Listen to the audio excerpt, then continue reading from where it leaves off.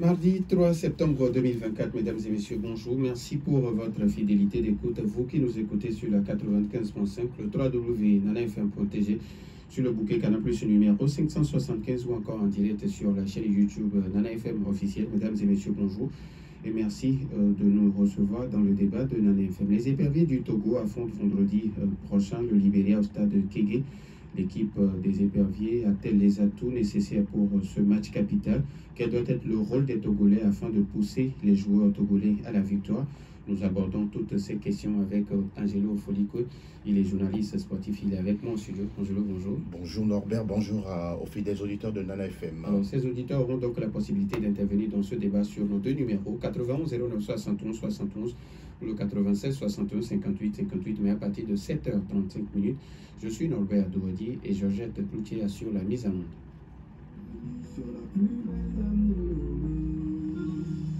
Une fois encore, merci pour votre fidélité d'écoute à Nana FM. Alors, je le disais, les éperviers du Togo affrontent vendredi le Libéria au stade de Kégué.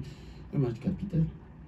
C'est un match pas forcément décisif, mais aussi important, parce que ça fait plusieurs mois qu'il y avait cette grosse attente autour du successeur de Paolo Duarte, qui avait jeté l'éponge et qui a choisi d'autres horizons. Et tout doucement, le gouvernement, la Fédération togolaise de football et toutes les personnes impliquées ont pris le temps de faire la prospection nécessaire pour trouver cette personne, cet encadreur, ce psychologue, en même temps celui-là qui doit prendre aujourd'hui les rênes des éperviers du Togo.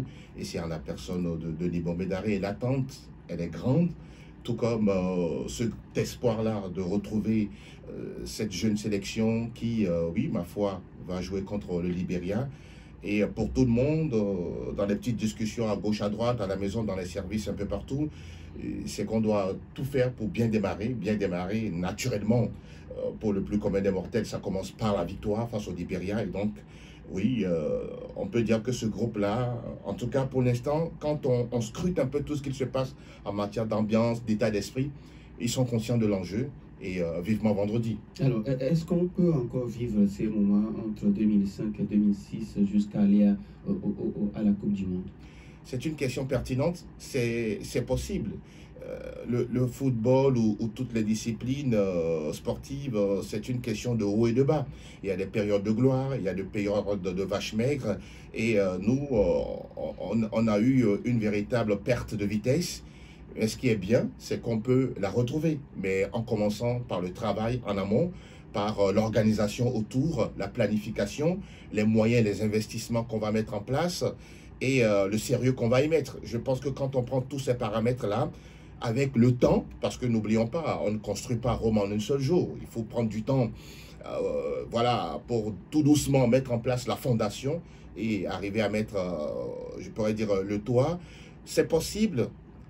Peut-être avec, pourquoi pas, cette nouvelle ère qui s'annonce avec Nibombé Daré, un fils du pays, compatriote, qui a longtemps fait la sélection.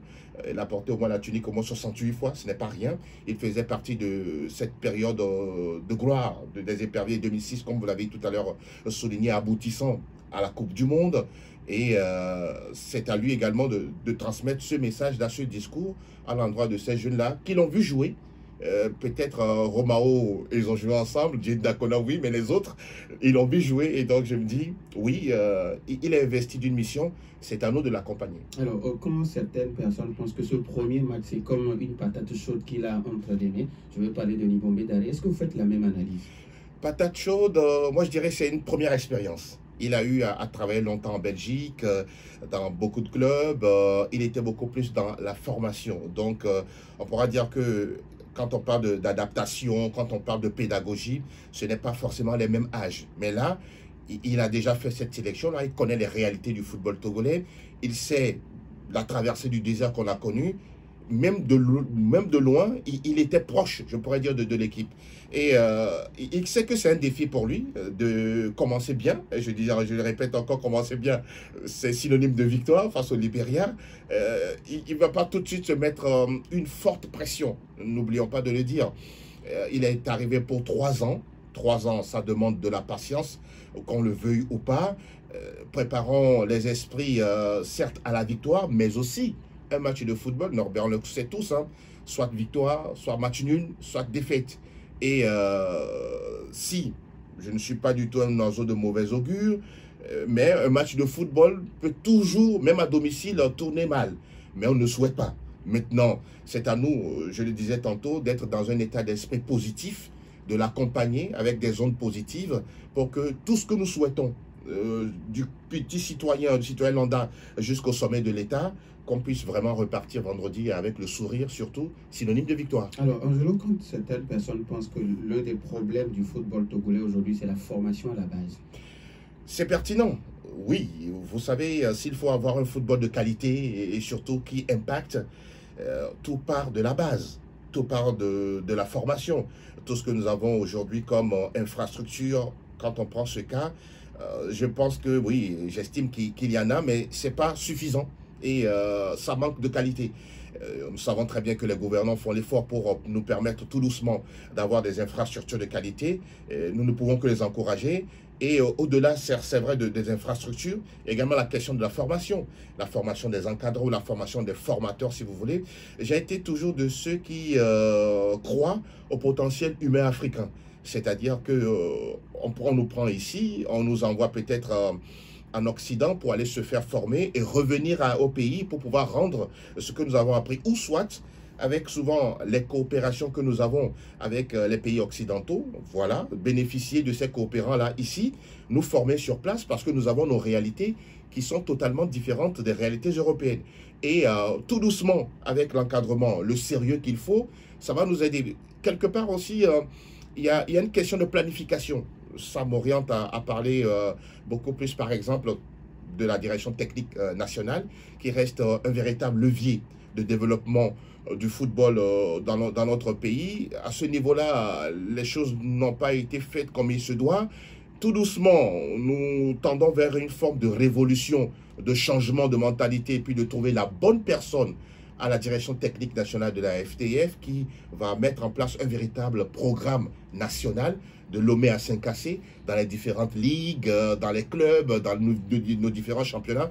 Je pense que tout ça pris ensemble avec le temps, une bonne planification, la rigueur, le fait de chercher tout le temps l'excellence, à bien faire, à être bien entouré et surtout à travailler dans un esprit commun. Avec le temps, on finira par trouver le chemin. Alors, quand vous prenez l'effectif de Nibombe Daré aujourd'hui, est-ce que nous avons des atouts pour défier le match de vendredi? Les joueurs, nous avons de bons joueurs. Quand on prend les 25 convoqués, vous savez, chaque des Togolais aurait aimé avoir tel joueur, ne pas avoir tel joueur, mais il a sûrement travaillé avec le team manager ou le manager général, Serge Akapo, tout doucement. Ils ont pris le temps de ratisser, de prospecter. Le premier constat qui se dégage, c'est qu'il a gardé presque l'ossature laissée en place par Paolo Duarte. Et je pense que je peux dire que c'est le changement, mais dans la continuité. Ça, c'est déjà un point positif. Ça veut dire que ceux qui sont restés, eux aussi, à mon humble avis, ils ont une forme de pression, mais pression positive, en faisant toujours mieux à chaque fois qu'on va les convoquer. De nouvelles têtes, comme Josué Romao, on parle d'un défenseur central qui évolue en Roumanie, aux côtés d'un certain Kennedy Boateng. Je me dis que c'est intelligent, parce que ce sont deux joueurs qui évoluent dans le même club, pratiquement au même poste. Il y a une forme de cohésion, de complicité entre les deux. Ils seront au niveau de la défense. On parle de Geoffrey Agbolosou au niveau du gardien. C'est un jeune qui est en train d'arriver. Ils sont allés le dénicher. On espère simplement que lui, en venant en sélection, d'abord, il se sent honoré. Et aussi derrière, lorsqu'il aura sa chance de pouvoir faire le maximum. Nous avons des habitués, hein, Karim Derman, Alexis Romao, Roger Arolou. Eux tous savent de quoi il s'agit, en tout cas dans ces éliminatoires. Pour terminer en parlant des attaquants, là aussi, il n'y a même pas débat. Labafodo, Kevin Denke, tout ce qui vont avec, Yawa Nor, Urotagba Mansour. Les nouveaux, ce qui est bien, sont entourés par les anciens. Donc, il y a une forme de communication qui existe, de complémentarité. Vous savez, en sélection également, il y a un mythe hein, qui entoure souvent la sélection. Beaucoup même vous parleront de quelque chose de sacré, parce que ne vient pas en sélection qui veut. Voilà. Et les anciens, souvent, étant habitués entre eux-mêmes, ils ont leurs habitudes, ils sont entre eux. Il y a une forme voilà, d'omerta qui entoure tout ce qu'ils font ensemble. Mais c'est à eux d'accueillir les nouveaux. Et ça, c'est important. Et les nouveaux aussi, d'approcher les anciens. Parce qu'il y a certains nouveaux, voilà, je ne connais pas Fodo là-bas, je ne sais pas comment il va me prendre, comment il va m'accueillir. Donc, il y a des petits clans, mais non, aujourd'hui, il n'y a plus de clans, c'est une famille. Et donc, chacun s'accepte. Et je pense que Nibombé Daré, avec tous ceux qui sont autour de lui, Koubaya Kader, Jean-Paul Abalo, ou encore Kossi Agassa, tous connaissent très bien la maison, le nid épervier. Ils sauront quand même fédérer toutes ces compétences-là pour permettre à ce que le Togo puisse amorcer un nouvel envol. Alors, parlant de Kossi Agassa, depuis sa retraite internationale, nous n'avons plus de gardien qui peut nous rassurer. Est-ce qu'aujourd'hui, quand il est au niveau de cette équipe, est-ce qu'il va vraiment apporter son expérience à ces jeunes-là? Vous posez une question pertinente. Chacun dans son domaine, et Agassa, longtemps dans son domaine, a fait le travail qu'il fallait hein, dans le nid épervier. Nous en sommes tellement reconnaissants et fiers de lui. Aujourd'hui, il doit rendre tout ce qu'il a eu comme acquis, en passant par Metz, Alcorcón et tout ce que vous avez comme club où il a fait ses preuves. Et j'estime qu'il est conscient de la mission qui lui est assignée pour permettre à ce qu'il puisse relever non seulement le niveau des gardiens, mais là où le défi est encore grand, selon ma façon de voir les choses, c'est d'aller dénicher, c'est d'aller prospecter. D'abord en commençant dans notre championnat, dans tous les clubs que nous avons, même à l'intérieur du pays, aller chercher, pourquoi pas, des gardiens de grande taille, ceux qui sont capables de faire de très bonnes relances au pied, parce qu'aujourd'hui, le football moderne demande des gardiens qui jouent pratiquement comme des libéraux. Et je me dis qu'avec tout ce qu'il a comme formation, tout ce qu'il a comme expérience, il sait très bien qu'il a envie d'apporter quelque chose aux côtés de Nibombé Daré. Pourquoi pas ne pas trouver de nouveaux gardiens comme lui. Aujourd'hui, on a Oronini Wassiou qui évolue du côté du Bénin. On l'a connu à l'ASCK. Il y a encore d'autres. Il y a les gardiens, par exemple, de l'ASCO. Il y a ceux de l'ASCK. Il y a d'autres gardiens dans d'autres clubs capables également de venir dans le nid épervier. Si et seulement si ils performent et qu'ils ont les qualités pour. Agassa, en tout cas, c'est un homme averti. Alors maintenant, quel doit être le rôle des Togolais afin de pousser les joueurs à la victoire? On se rappelle encore dans les années 2005-2006 où quand les éperviers en match, tous les Togolais sont presque en jaune, où il n'y a même plus de place pour accéder au stade de Kégué. Maintenant, quel doit être le rôle aujourd'hui des Togolais? Il est simple, hein, ce rôle. Quand on commence ou on amorce une nouvelle ère, le plus important, c'est d'être unis.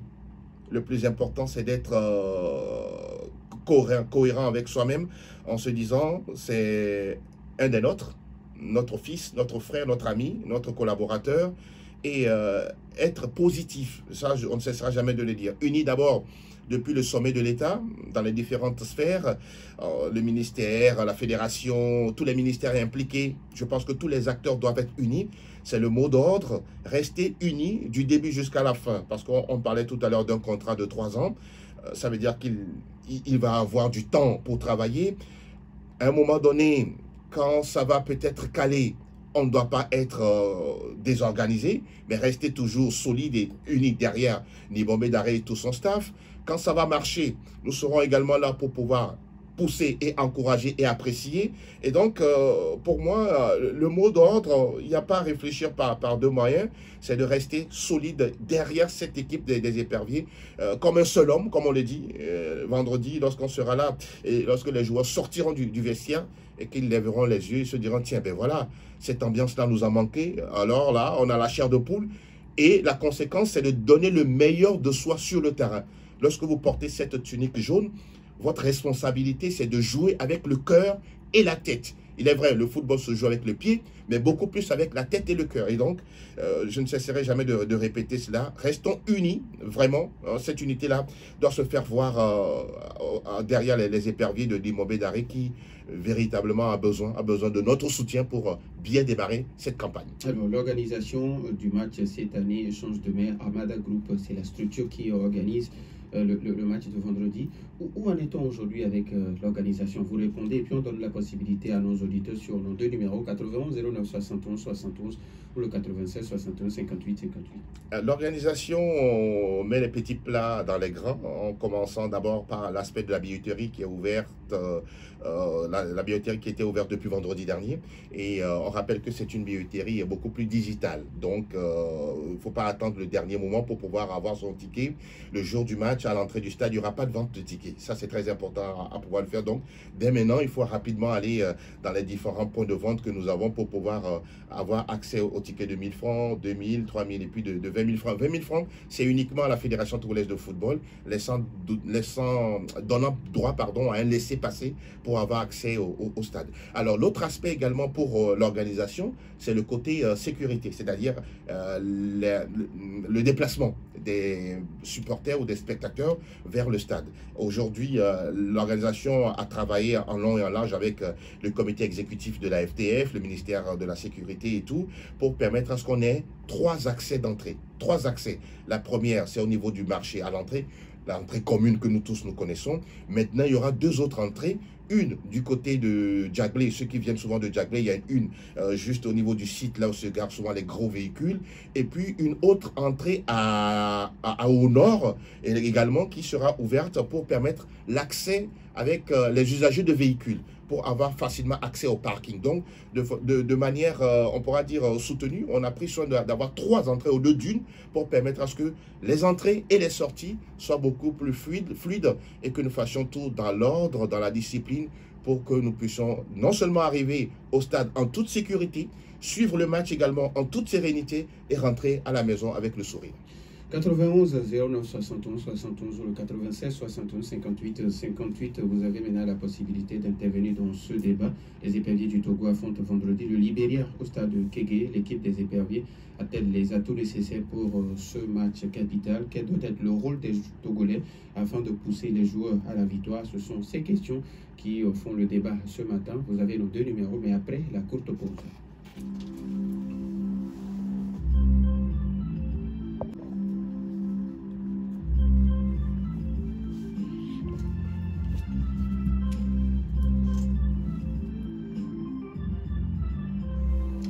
Retour dans le studio de Nana FM. Les éperviers du Togo affrontent vendredi le Libéria au stade de Kégué. L'équipe du Togo a-t-elle les atouts nécessaires pour ce match capital? Quel doit être le rôle des Togolais afin de pousser les joueurs à la victoire? Vous avez nos deux numéros 91 09 71 71 et nous avons premier auditeur en ligne Nana FM. Allô?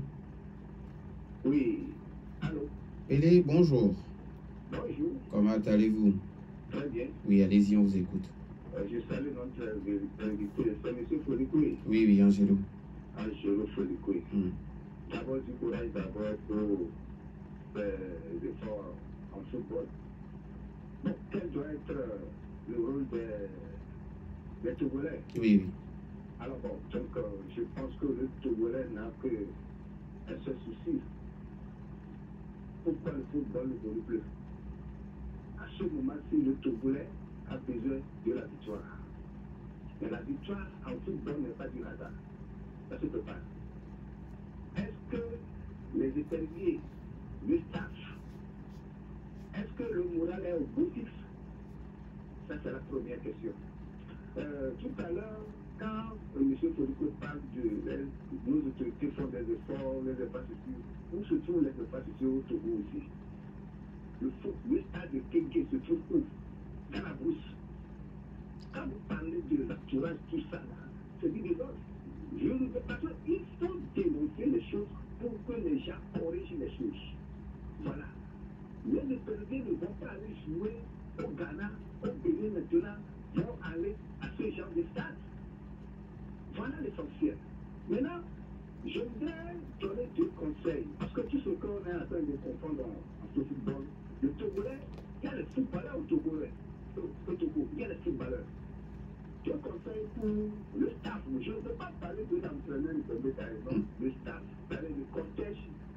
entraîneurs. Il faut les appeler comme ça. D'abord, premier conseil, il faut que ce staff fasse un déplacement pour aller vers M. Adebarati. Il faut aller chez lui. Il faut que le staff là se déplace. Quand ils vont aller, eux-mêmes doivent savoir ce qu'ils vont dire. Deuxième conseil, je veux que ce staff-là a une réflexion et en mémoire de feu Stéphane Téchi. Le premier jour de Stéphane Téchi, c'est quand il est parti chez le chef de l'État, et à son âme, Yassine Beyadema. Yassine Beyadema a dit Stéphane Téchi, amenez-moi les éperviers à la carte. Qu'est-ce que Stéphane Téchi lui a répondu? Président, pourquoi pas au mondial? Alors, il va falloir que ce staff qui est là aujourd'hui se prépare pour aller au mondial. Et en oubliant, c'est-à-dire l'avantage que le président d'alors a donné à Stéphane Téchi, il y a de la liberté de fonctionner. Est-ce que cette liberté-là, ce staff-là aura cette liberté que Stéphane Téchi avait et jusqu'à la dernière minute, ils ont trouvé les choses? Merci beaucoup. Merci beaucoup, Apélé. Nous avons un autre auditeur en ligne. FM, allô? Oui, allô, bonjour, monsieur Norbert. Michel, comment allez-vous? Je vais bien. D'accord, allez-y, on vous Bonjour écoute. à l'invité. Bonjour. Je vais commencer par ceci. Hier, il y a eu un débat, on n'a pas pu vraiment poser des questions au gouverneur qui est arrivé. Sans dire nous a tellement coupé qu'on n'a pas pu relever l'incohérence à ce gouverneur. Bon, merci, ce n'est pas le débat d'aujourd'hui. D'accord. En ce qui concerne le football, vous savez, monsieur Norbert, il n'y a jamais de hasard dans le sport. Jamais. Quand on appelle José Mourinho meilleur entraîneur, José Mourinho ne fait pas de magie.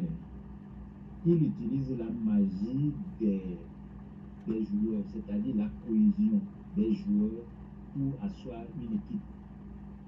Quand vous prenez des joueurs individuellement talentueux, ça ne marche pas comme ça. Parce que chacun fera ce qu'il peut faire dans son coin. Vous savez, le problème du Togo, c'est-à-dire ça dépasse les bornes.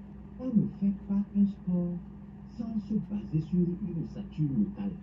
Il faut forcément avoir une équipe locale et on déniche des gens ailleurs, un à un, pour agrémenter cette ossature locale afin de booster l'énergie de l'équipe. Quand vous prenez tout le monde, il suffit de quitter le Togo et que quelqu'un qui joue dans la school là, on ne vous regarde même pas là. Il suffit qu'il quitte le Togo, qu'il aille en Tunisie ou en France quelque part, 3e, 10e division, et bon, on lui fait les œufs doux, on lui fait, bon, on l'appelle professionnel. Vous voyez, alors que il y a du vrai chez nous, au lieu d'asseoir une vraie politique sportive pour amener à créer une équipe nationale d'ossature locale très forte, autour desquels il faut agrémenter les autres, on ne le fait pas. Donc s'il n'y a pas de politique sportive, il n'y aura jamais de résultat. Ce qui s'est passé en 2006 et dans les éventuelles victoires précédentes dans le passé, c'est parce que les joueurs avaient un engagement personnel. Le patriotisme a dépassé les bornes à ce niveau-là et les gens ont dit non les gars, nous devons faire quelque chose. C'est ça qui a entraîné ce résultat avec le Stéphane Téchi. Et Téchi savait parler à ces gens-là. Donc, moi, quel que soit le résultat qui va venir là, n'allons pas accuser Nibombé d'arrêt. Nibombé d'arrêt fera ce qu'il fera parce que c'est ce qu'il a appris. Et c'est ce qui se fait. Merci beaucoup. Mais le résultat même, ça dépendra de la politique intérieure du football togolais. Merci. Merci à vous, Michel. 80 09 71 71 dans l'FM, allô? Bonjour Norbert. Monsieur Garo, bonjour. Oh, bonjour notre invité. Bonjour. Oh, nos frères, il ne faut pas faire trop de lecture là. Merci, bonjour. Bon, moi, ce que j'ai à dire, c'est que je ne veux pas parler trop. Notre équipe d'entraîneurs locaux rentre dans une maison hantée et pleine de malédictions. Tout ce que nous avons à faire, c'est de les accompagner de grandes prières pour réussir. Merci, bonne journée. Merci, bonne journée à vous aussi, monsieur Garo. 80 09 71 71 dans l'FM, allô? Oui, bonjour. Masdadi Dogome, bonjour. Bonjour à votre invité. Bonjour, monsieur. Bon, le thème que vous avez mis sur le plateau ce jour, et je pense que il est un peu biaisé parce que la population togolaise est une population qui aiment le football. Donc, ce que je voudrais préciser par là, c'est plutôt au niveau des gouvernants qu'il faut voir les choses. Il faudrait qu'ils commencent par séparer la politique, les appartenances politiques du football. Le football est apolitique. C'est la matière qui est apolitique et non les religions. Deuxièmement, et comme l'a dit tout à l'heure Michel et M. Pelé, il faudrait avoir une ossature locale. Parce que quand vous prenez le PSG, les autres équipes là, est-ce qu'ils s'en vont recruter ou bien cueillir leurs joueurs un peu partout? Allô? L'auditeur est toujours là où il est parti. Il est là? Allô? C'est une façon de trouver du travail aux jeunes pour qu'ils ne s'expatrient pas. Un joueur qui est professionnalisé a plus tendance à rester chez lui que de s'expatrier.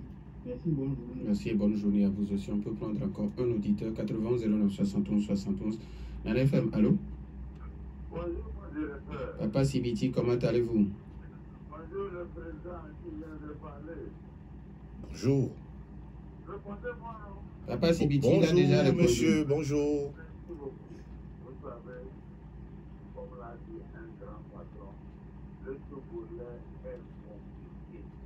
Il a dit qu'il a traversé tout le monde entier, mais un poignard, le Togolais est compliqué. Ce qu'il faut, il faut la simplicité, l'honnêteté, la franchise, le franc-parler.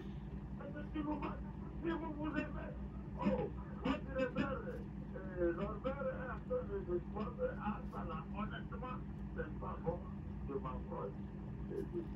Mais on est bien. Parce que vous voulez bien excusez-moi, à Koukonou, nous nous sommes carrières, comme vous appelez, à Koukonou, à tomber le mot. Et les familles à haut, c'est ça qui casse la fédération. Merci beaucoup. Merci à vous aussi, Papa Sibiti. Est-ce que nous avons un dernier auditeur? Nana FM, allô? Allô? L'auditeur est là, 80 09 61. Allô? Oui, bonjour. Madame ici, comment allez-vous? Oui, ça va. D'accord, allez-y, on vous Vous écoute. parlez du football. Oui, oui. Moi, le football m'énerve déjà. Ça m'énerve parce que les Togolais n'ont pas le droit de jouer du football. Parce qu'on n'a rien compris dans le pays. Moi, ça m'énerve. Et puis, ça, c'est encore géré par des soldats. Tout est pas exécuté par des soldats. Ça ne peut pas aller. Ça ne peut pas aller. Il faut atterrir dans le public. Pour pas que les gens prennent la République comme leur épicerie. Le football, la santé, rien n'ira si on n'alterne pas dans ce pays. Il faut que les gens le comprennent. Merci beaucoup à madame ici. Alors, je pense qu'on va donner maintenant la possibilité. Alors, Angelo, vous avez suivi les uns et les autres. Quand Michel Pelé ou encore Master Dido Gomé qui parle d'ossature locale avant de trouver des joueurs expatriés. C'est une remarque très très intéressante, hein, parce qu'après tout, oui, il y a des footballeurs dans notre pays.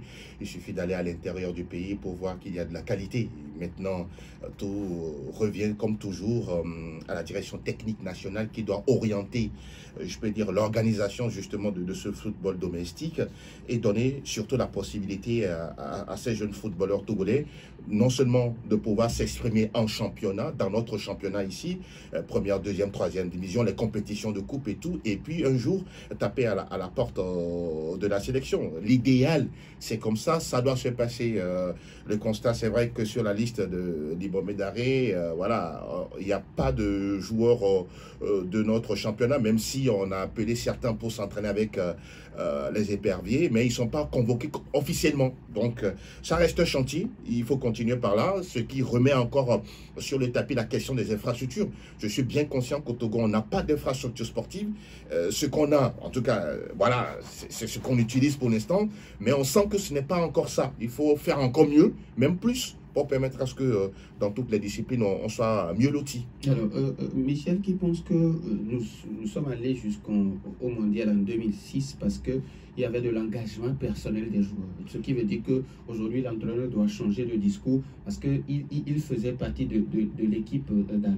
C'est l'atout, justement, des Bombay d'arrêt. Il ne vient pas dans une maison où, voilà, il est un étranger. Il connaît très bien les réalités du terrain, comment tout ça se passe, comment cela s'organise.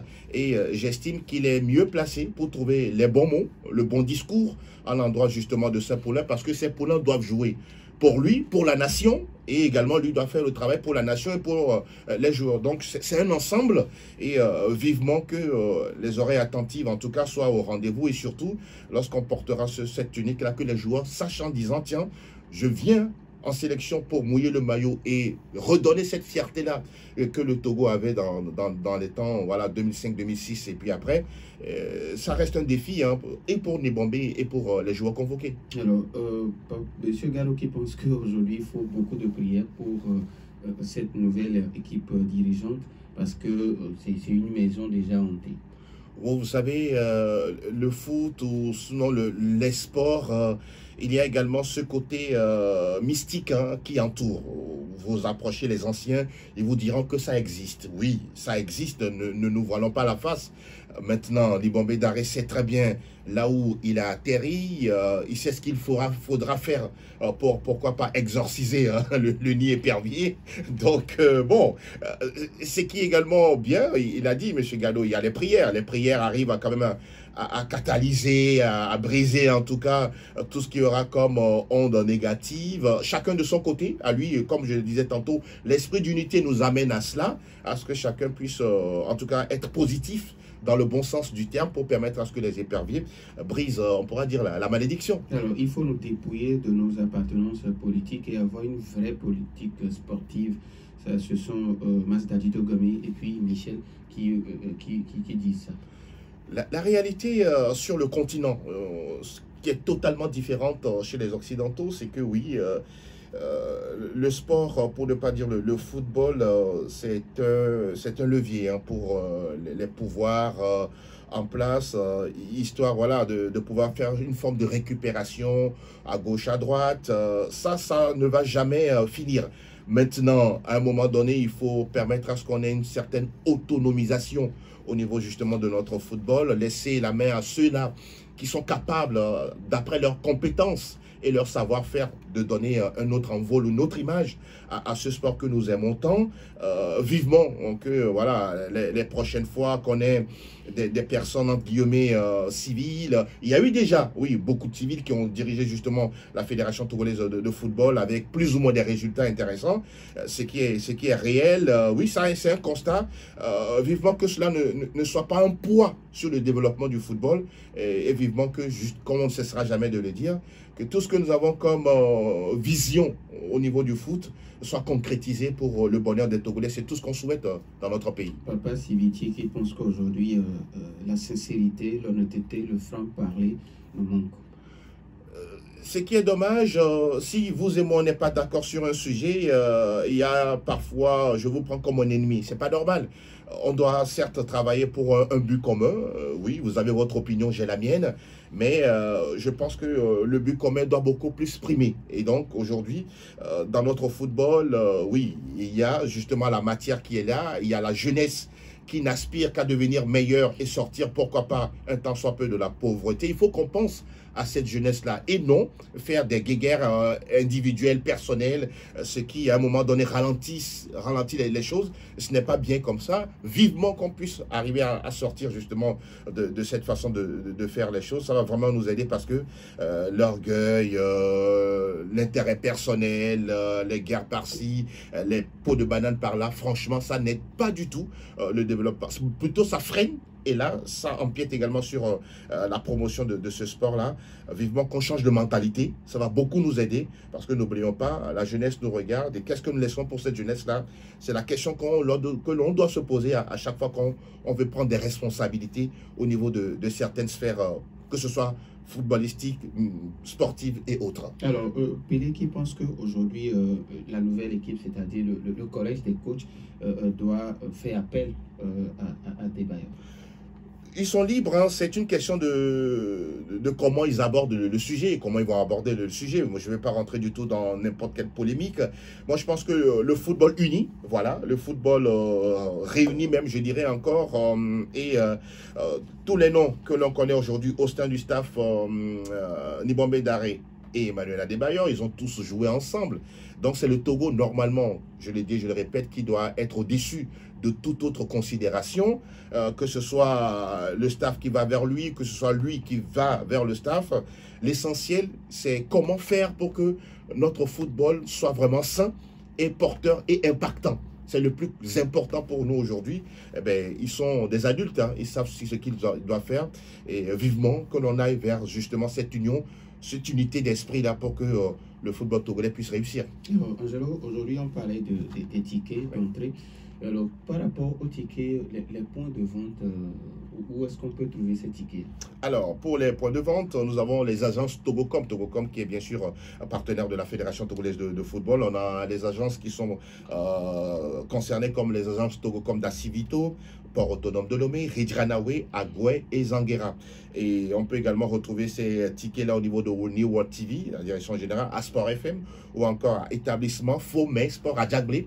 Et nous rappelons également que les tickets uniquement de 20 000 sont disponibles au siège de la Fédération togolaise de football, donnant droit à un laissez-passer pour les usagers de véhicules.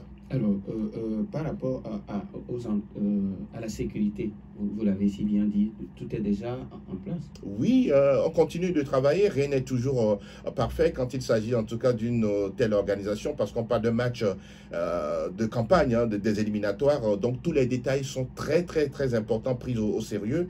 Et donc, on n'a toujours pas fini hein, par rapport aux petits détails concernant toute l'organisation. Ce qui est sûr, et c'est officiel, on aura 3 entrées pour permettre à ce que le public sportif puisse aller tout sereinement et rentrer tout sereinement après la victoire des éperviers face au Libéria. La billetterie, on le sait, faisons tout pour ne pas être pris de court. Il faut même déjà mardi, on devra avoir notre billet au plus tard mercredi pour ne pas être surpris après, parce que je rappelle que ce sont des billets digitaux. C'est grâce à un terminal avec votre numéro de téléphone et arrivé, on vous scanne et vous avez facilement accès au stade. Donc, de toutes les façons, nous croisons les doigts pour que tout se passe bien avant, pendant et après le match, et que nous puissions avoir le sourire et pour lancer bien la campagne Nibombe Daré à la tête des éperviers du Togo. Alors, le stade sera ouvert à partir de quelle heure? Parce qu'on sait que le match c'est à 16h. C'est à 16h déjà, 10h, 11h, vers midi, c'est déjà bon quoi. Donc, l'idéal c'est d'être là avant même les joueurs. Et comme je le disais un peu plus haut, lorsque ces joueurs-là vont sortir voilà, pour la séquence échauffement, qu'ils sentent qu'il y a un public qui est toujours derrière, malgré les difficultés oui, qu'on a eues ces derniers moments. Mais le Togolais est toujours derrière son équipe nationale. C'est ça, supporter. Et on va supporter l'équipe du début jusqu'à la fin. Et voilà, c'est l'ère Nibombe comme ça qui va commencer. Et on le disait tantôt, démarrer bien, c'est démarrer avec une victoire, mais aussi, on ne cessera jamais de le dire, c'est un match de football où tout est possible, même si nous, en tant que Togolais, on souhaite qu'il démarre bien et que voilà, on ait la joie et le sourire à la fin de cette rencontre-là. Parce que n'oublions pas que 3 jours après, le même effectif va se retrouver à Malabo, en Guinée équatoriale, pour la 2e journée face au Nzalang national. Il y a un auditeur qui me rappelle que nous avons oublié une question de Michel quand il parle de la cohésion au niveau de l'équipe. Oh, c'est très important. Parce que bon, vous en avez abordé au niveau de la première partie de l'émission. Donc, si vous voulez, vous pouvez en revenir là-dessus. Oui, Norbert, non, vous touchez du doigt quelque chose. On parle c'est le collectif qui fait gagner. Ici, il n'y a pas question que je viens de tel bord, je suis expatrié, je viens de tel club et tout, et tout, et tout. Non, aujourd'hui, c'est une seule famille. C'est comme l'image du ballon de football. C'est différents panneaux, mais tous rassemblés pour faire un ballon rond. Donc, je pense que eux tous doivent être soudés, histoire de voir ceux qui seront sur le banc de touche, parce qu'on n'a besoin que de 11 joueurs sur le terrain. Ceux qui seront sur le banc de touche soutiennent ceux qui seront également en train de de jouer et vice-versa. La cohésion, elle est très, très capitale pour, en tout cas, cette sélection. Et j'estime hein, que les anciens qui sont autour de Nibombe Daré, voilà, trouveront les mots justes qu'il faut pour permettre à ce que cette équipe-là, d'abord, ait l'état d'esprit positif qu'il faut, la détermination sur le terrain, jouer l'un pour l'autre, la discipline, et voilà, pour que le vendredi, le public puisse applaudir à chaque fois que le ballon rentrera dans les filets des Libériens. Et voilà, je ne cesserai jamais de dire, de repartir avec le sourire à la fin. Alors, il nous reste pratiquement 2 minutes. Il faut le dire à nos auditeurs que Armada Group, la structure organisatrice, met à disposition des auditeurs de Nana FM 10 tickets, 5 tickets de 1000 francs et 5 tickets de 2000. Alors maintenant, quelles sont les conditions pour avoir... Ah oui, oui, bon, c'est les auditeurs sûrement qui ont appelé, vous verrez parmi, bien sûr, tous ces auditeurs, fidèles bien sûr, 5 tickets de 5 000 francs. Ceux qui nous ont appelés sont des auditeurs fidèles, voilà. Donc le pouvoir vous revient à pouvoir justement leur remettre ça. Non, ils donneront leur nom, prénom et puis numéro de téléphone, ce qui permettra de pouvoir les enregistrer dans le terminal. Ils passeront bien sûr vous voir pour récupérer ces tickets-là de la part d'Armada Group, qui remercie Nana FM pour la disponibilité et puis l'opportunité, qui remercie également tout le public sportif togolais qui sera là avant, pendant et après le match. Et vivement pour nous la victoire vendredi pour les éperviers. Alors donc Pelé, Michel, Monsieur Gado, Mas depuis Adido Gomé, Papa Sibiti et Madame ici, vous nous écrivez, vous nous envoyez vos noms, prénoms, numéro de téléphone sur le 99 19 98 69 99 19 98 69. Alors, Angelo, si vous avez un dernier mot en guise de mot de fin. C'est encore une fois remercier nos autorités, le ministère des Sports et des Loisirs, le ministère de la Sécurité, le comité exécutif de la FTF, tous les partenaires qui accompagnent justement Armada Group pour l'organisation de ce match Togo-Libéria, sans oublier le comité d'organisation, bien sûr, les médias également qui nous accompagnent et qui nous permettent de pouvoir passer l'information qu'il faut. On va rester encore une fois unis et toujours unis derrière justement cette équipe des éperviers, parce qu'après tout, c'est notre sélection nationale, c'est le Togo qui joue, et vivement tous, oui, Kégué c'est 20-25 000 places, mais nous on fait 8 à 9 millions d'habitants. Bon, on ne sera pas tous au stade, mais bon, de là où nous sommes, et ceux qui seront au terrain d'être en union d'esprit pour la victoire des éperviers vendredi. On ne sait pas encore si le match sera diffusé en direct, comme ça, ceux qui seront oui, ça, nous ne maîtrisons pas cet élément, mais bon, nous croisons les doigts, qui sait, d'ici demain. Oh, naturellement, et même Nana FM, bien sûr. Donc, Pelé, Michel, Monsieur Gado, Papa Sibiti, Mas depuis Adido Gomé, Madame ici, vous nous envoyez vos noms, prénoms, numéro de téléphone 99 19 98 69 pour avoir vos tickets, parce que Armada Group, la structure organisatrice du match Togo-Libéria, met 10 tickets à disposition des auditeurs de Nana FM. Merci à vous pour votre fidélité d'écoute. Merci à Georgette Clousset pour la mise en onde. Je suis Norbert Douadi. Merci également à Angelo Folicue qui a accepté venir répondre à nos questions. Je m'appelle Norbert Douadi. Bonne suite de nos programmes.